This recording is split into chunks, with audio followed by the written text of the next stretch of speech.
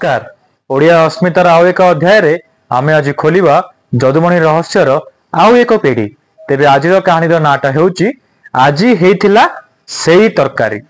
दिनकर कथा कवि जदुमणि को अन्य राज परिषद सभ्य मानक परी रजा राणी भाबु नथिले। समस्ते तांकु निजर परिवार रो सदस्य बोली मानुथिले।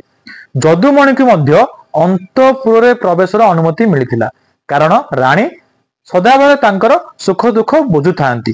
जेतु राणी तांकर सुख दुख बुझंती ते अन्य राणी माने मध्य जदुमणि को स्नेह श्रद्धा आदर और सम्मान करती।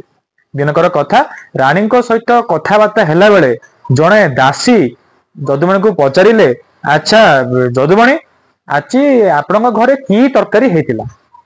जदुमणि सेठी उत्तर देले, पिलाटी दिनरु मुंडरे टोपी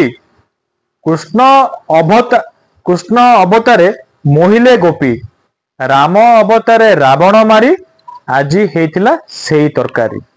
यार अर्थ है बाउंसर गजा बा करड़ी जेबे तार उद्भव हुए छतुर जमी टोपी थाए सेमती से देखा जाए एवं बाउंसरे ही बंशी ताको तैयारी करी बाउंसर बंशी रे ही कृष्ण गोपी को मोही थिले एवं राम अवतारे बाउंसर सर ही रावण को मारी थिले राम।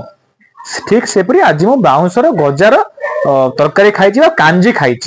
यह शुणी राणी और अन्य दासी मानकर मन कष्ट है।